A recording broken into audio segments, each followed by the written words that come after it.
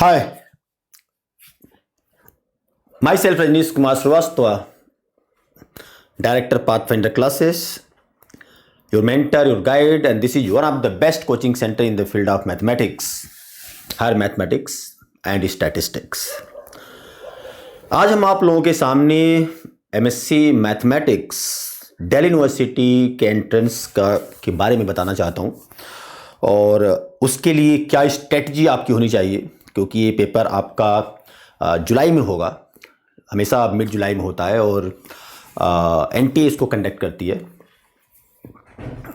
मैं चाहता हूँ कि आप उसके बारे में जानें और कहाँ कहाँ पे आप फोकस करें, किस किस टॉपिक पर आप फोकस करें कि आप बहुत अच्छे नंबर स्कोर करें। 2 घंटे का पेपर होता है, पहले 3 घंटे का होता था, अब 2 घंटे का पेपर होता है। 50 क्वेश्चंस आते हैं इसमें, 100 मार्क्स का होता है, नेगेटिव मार्किंग होती है, राइट। 3 सेक्शन डिवाइड करते हैं, तो उसके बारे में हम डिटेल प्रॉपर आपको अच्छे से बताना चाहते हैं कि दिल्ली यूनिवर्सिटी एमएससी मैथमेटिक्स में अगर आपको एंट्रेंस में क्वालिफाई करना है तो क्या क्या चीज़ पढ़ना चाहिए, किस किस टॉपिक पे फोकस करना चाहिए और स्ट्रेटजी क्या होनी चाहिए हमारी, उस जिससे कि हम बहुत ईजिली क्वालिफाई कर लें। अभी बहुत टाइम हमारे पास, 6 मंथ का टाइम है और 6 मंथ के अंदर बहुत अच्छे से हम प्रिपरेशन कर सकते हैं, बहुत आराम से हम क्वालिफाई कर सकते हैं। दिल्ली यूनिवर्सिटी एमएससी मैथमेटिक्स 2 तरह से होता है। 2 तरह से मतलब हो गया कि 2 पार्ट में डिवाइड करता है। एक पार्ट जो दिल्ली यूनिवर्सिटी के स्टूडेंट है उनके लिए होता है, जो मेरिट के थ्रू भी जा सकते हैं। दिल्ली यूनिवर्सिटी के अंदर जो मार्क्स पाते हैं वो अपने कॉलेज के अंदर, वो एंट्रेंस के थ्रू भी जा सकते हैं। उनके लिए 2 ऑप्शन है, वो मेरिट भी बनता है उनका, मतलब 50% कोटा उनके लिए रखा गया है। वो दोनों में अटेम्प्ट कर सकते हैं। दोनों अटेम्प्ट करने का मतलब कि मेरिट थ्रू भी वो एडमिशन ले सकते हैं और एंट्रेंस के थ्रू भी वो एडमिशन ले सकते हैं। लेकिन जो दिल्ली यूनिवर्सिटी के स्टूडेंट नहीं होते हैं उनके लिए सिर्फ एक ही ऑप्शन खुला होता है, वो होता है एंट्रेंस के थ्रू, और उस एंट्रेंस में अपेयरिंग होने के उनको 55% मार्क्स चाहिए, right.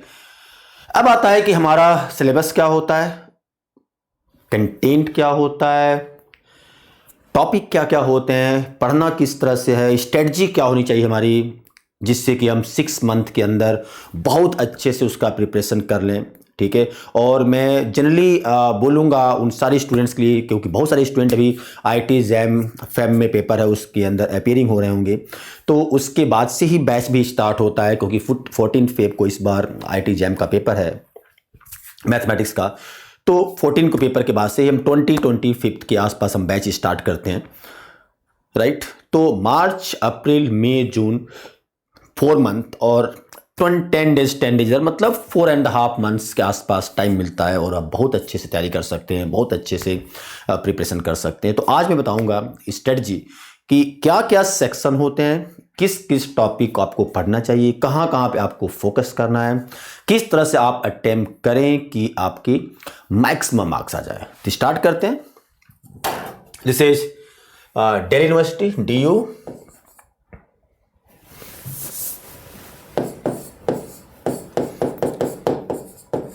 MSc maths entrance.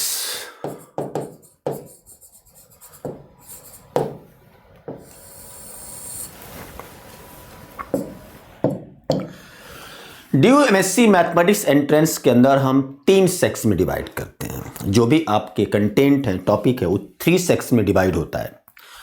Section A, section B and section C, आप 3 कर सकते हो।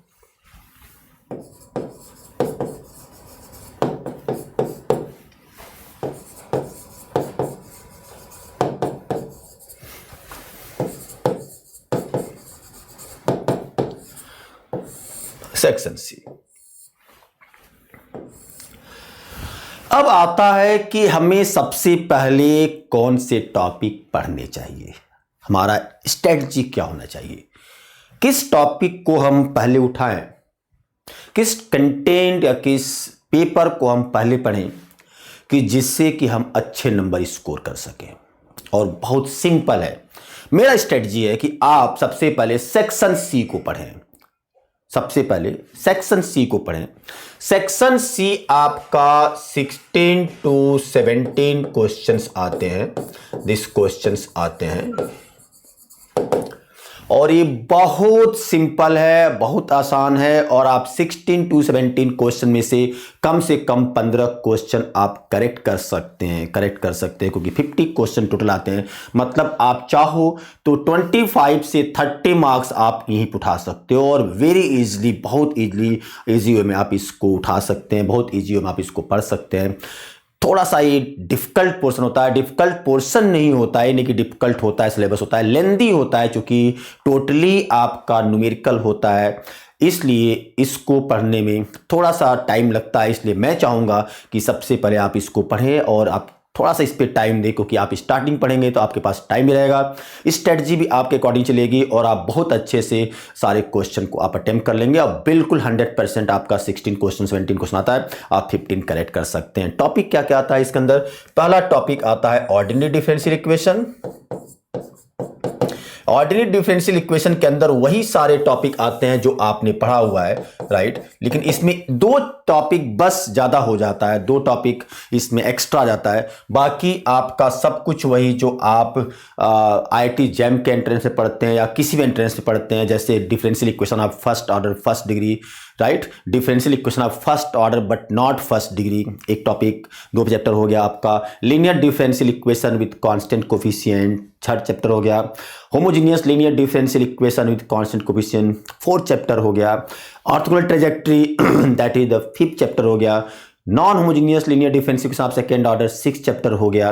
तो यही आपका चैप्टर है, आपका वेरिएशन ऑफ पैरामीटर आपका 7th चैप्टर हो गया। लेकिन इसमें 2 चैप्टर आपके 2 जो एक्स्ट्रा होते हैं, एक होता है differential equation of first order but not first degree जो IIT जैम के पेपर में नहीं होता है, और एक आपका SLP that is the very important SLP that is Sturm Liouville problem, SLP हम इसको शॉर्ट फॉर्म बोलते हैं, and that is eigen value and eigen vector हम फाइंड आउट करते हैं, आइगन वैल्यूज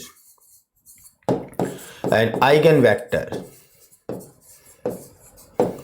ठीक है, ये हम फाइंड आउट करते हैं डिफरेंशियल इक्वेशन के अंदर। मतलब कोई भी डिफरेंशियल इक्वेशन दिया होगा उसका आइगन वैल्यू आइगन वेक्टर कैसे फाइंड आउट करते हैं, और ये बहुत सिंपल 2 लाइन का एक ट्रिक है, 2 लाइन में 3 लाइन के अंदर एक ट्रिक आता है।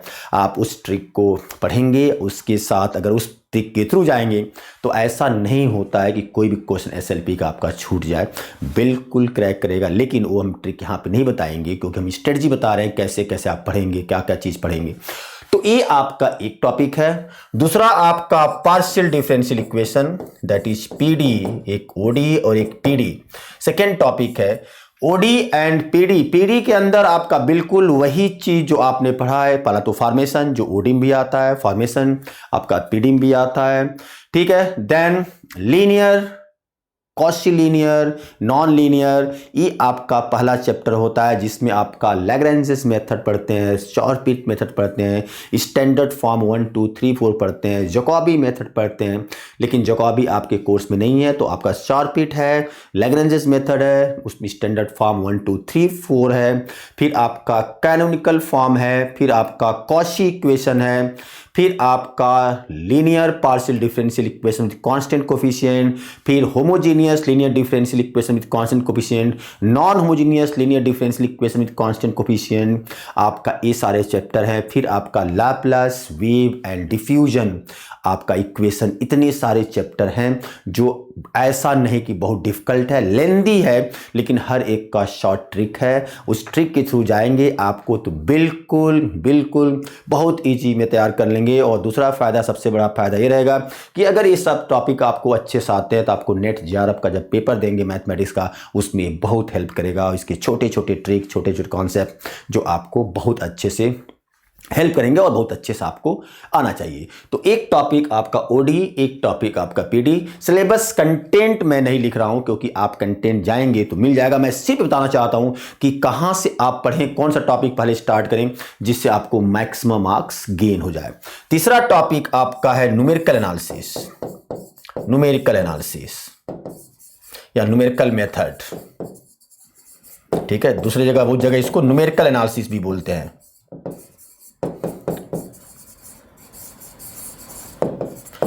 न्यूमेरिकल एनालिसिस ये आपका थर्ड टॉपिक है। न्यूमेरिकल एनालिसिस के अंदर आपके जो कंटेंट होते हैं, जो चैप्टर होते हैं, इसमें आपका बाइसेक्शन जो पहले चैप्टर होता है उसके अंदर आपका iterative method, bisection method, regula falsi method, secant method, Newton Raphson method, ये आपका चैप्टर होता है। सेकेंड चैप्टर के अंदर जो होमोजीनियस, जो आपका non homogeneous differential equation, non homogeneous linear equation को जो सॉल्व करने का मेथड होता है, उसमें आपके 4 मेथड आते हैं। Gauss elimination method, Gauss Jordan method, Gauss Seidel method, Gauss Jacobi method.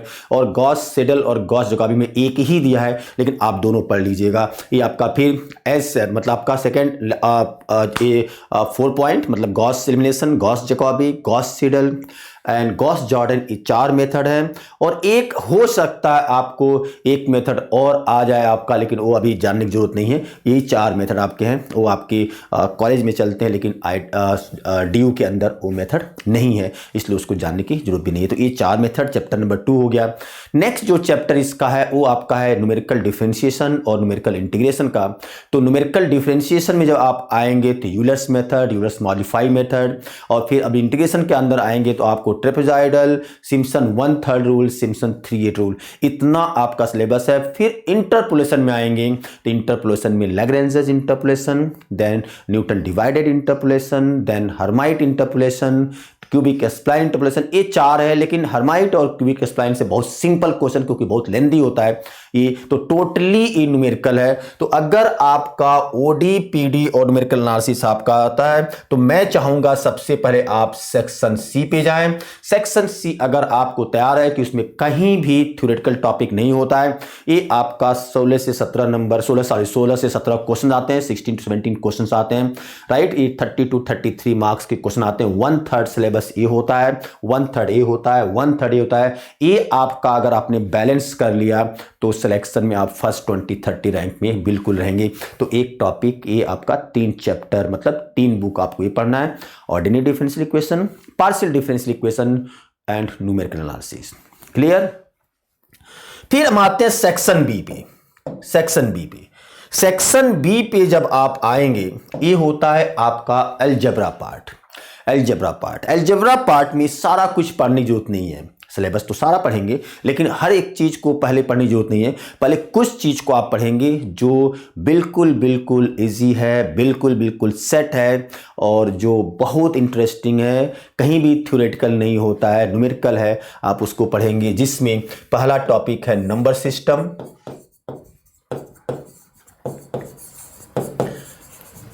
Number system में कॉन्ग्रुएंसी, ठीक है, फाइंड द रिमाइंडर, ये सब टॉपिक आते हैं जो आपको आना चाहिए। पॉइंट नंबर 2 जो सेकंड पढ़ेंगे ये आपका matrices. Point number 3 that is linear algebra, ठीक है। ये तीनों टॉपिक बहुत इजी है, और इस 3 टॉपिक मिला करके 8 क्वेश्चंस आते हैं, 8 क्वेश्चन। यहां से आपको 3 टॉपिक मिल करके 8 क्वेश्चंस आते हैं। बिल्कुल डैम श्योर है कि 8 क्वेश्चन आपको मिलेंगे ही मिलेंगे, 100% मिलेंगे, ठीक है। और जो चौथा टॉपिक है ये आपका है ग्रुप थियरी। 5th टॉपिक आपका रिंग थ्योरी, राइट। ये 2 टॉपिक्स मिला करके आपके 7 क्वेश्चन के आसपास होते हैं, 7 क्वेश्चन। तो आप 3E, क्योंकि मैट्रिसेस और लीनियर अलजेब्रा टोटली न्यूमेरिकल है, बहुत इंटरेस्टिंग टॉपिक है। थोड़ा सा IIT जेम्स से थोड़ा सा सिलेबस इसका ज़्यादा होता है कि एक टॉपिक और आ जाता है, इनर प्रोडक्ट स्पेस इसके अंदर इंक्लूड हो जाता है।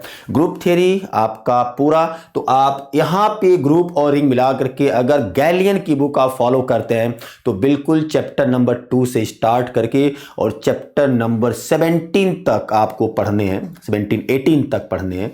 18 तक आप पूरा का पूरा ग्रुप थ्योरी और रिंग थ्योरी आप पढ़ लेंगे, आपका सिलेबस कंप्लीट हो जाएगा। इससे बाहर कुछ नहीं आता है। लेकिन पहले आप रिंग थ्योरी पढ़ेंगे, ग्रुप थ्योरी पढ़ेंगे। 4 क्वेश्चन यहां से आता है, 8 क्वेश्चन यहां से आता है, 12 क्वेश्चन आप बहुत आसानी से अटेम्प्ट कर सकते हैं। बिल्कुल, मतलब आप 10 क्वेश्चन लेके चलो कि 10 क्वेश्चन यहां से आपको मिलेगा ही मिलेगा, तो 20 मार्क्स आपको यहां से हो गया। यहां से आप 20-30 नंबर यहां से उठा लेते हैं आपका, नहीं 30-25 भी उठा सकते हैं, तो 25 और 20-45 मार्क्स आपका ये बिल्कुल सेट। मैं बता रहा हूं, मैं वो चीज बताने की कोशिश करता हूं कि जो आप पढ़ेंगे जहां से क्वेश्चन बिल्कुल गलत नहीं होगा, कॉन्सेप्ट नहीं हिलेगा और 100% आप अटेम्प्ट करके आएंगे, कहीं भी कोई ऑब्स्टेकल नहीं होगा जो आपको रोकेगा। ठीक है, फिर आता है सेक्शन ए। सेक्शन ए में आपके ये एनालिसिस का part, this is algebra part, this is application part and this section is the analysis part, analysis, real analysis. इसके अंदर आपके बहुत सारे टॉपिक आते हैं, मतलब एप्लीकेशन ऑफ एनालिसिस भी आएगा, प्योर एनालिसिस भी आएगा।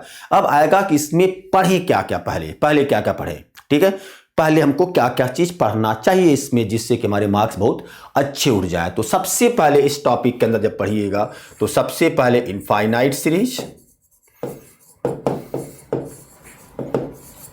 सेकेंड सीक्वेंस, थर्ड आपका फंक्शन ऑफ टू वेरिएबल, बहुत important topic. Function of two variable मतलब limit, continuity, differentiability, Rolle's, LMV, no limit, continuity, differentiability and then Lagrange's multiplier.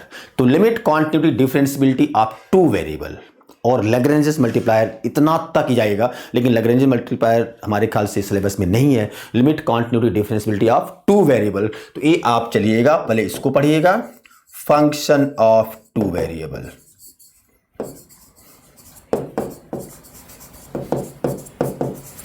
Then point number 4, that is application of analysis, that is the one of the most important topic, and that is limit, continuity, differentiability, roles, LMB, Cauchy theorems, ये सारे tailors, ये सारे आपके आ जाएंगे। बिल्कुल जी है, बिल्कुल कहीं भी इस सब टॉपिक में आपका थ्योरेटिकल टॉपिक नहीं है। कहीं भी जो भी क्वेश्चन आपके पेपर में आते हैं सारे के सारे आपके एप्लीकेशन आते हैं, एक भी थ्योरेटिकल कंटेंट नहीं रहता है। और फिर पॉइंट नंबर 5 आप पढ़ेंगे रीमन इंटीग्रल,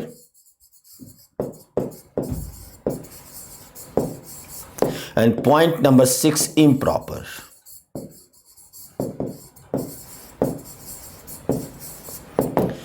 यहां तक आपको 10 क्वेश्चन मिलेंगे, 10 से 12 क्वेश्चन आपको यहां तक मिलेंगे।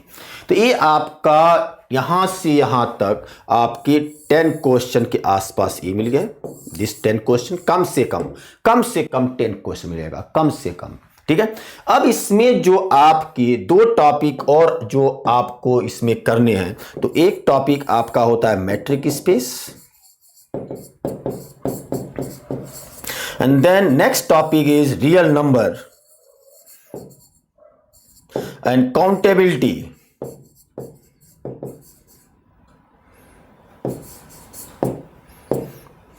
and uncountability।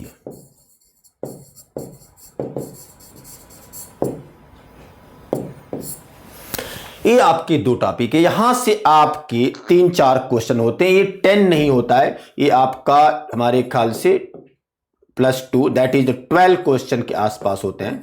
This the 12 question. तो मेरा कहने का मतलब है, सबसे पहले जब भी आप स्टार्ट करिएगा तो 2 टॉपिक को एक साथ स्टार्ट करिएगा। एक तो इधर से स्टार्ट करिएगा क्योंकि टोटली न्यूमेरिकल है, मूड अगर नहीं ठीक है पढ़ने का आप इसको स्टार्ट करिएगा, अच्छा लगेगा पढ़ने में, न्यूमेरिकल पार्ट है, इंटरेस्टिंग भी है, जैसे ओडी स्टार्ट कर लिया आपने।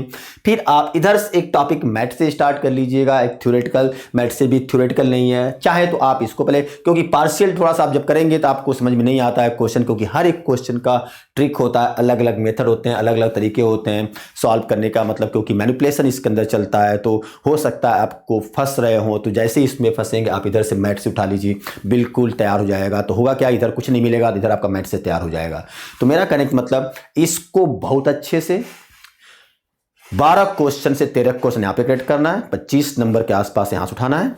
ये आपका बिल्कुल न्यूमेरिकल आप यहाँ तक करिएगा, यहाँ तक आप करेंगे तो आपको बिल्कुल 12 क्वेश्चन मिलेंगे, मतलब 20 नंबर कम से कम तो करेक्ट होगा ही होगा, कहीं जाने वाला है। 25 नंबर आपने यहाँ से उठा लिया तो अगर 25 मार्क्स आपका यहाँ से उठ जाएगा।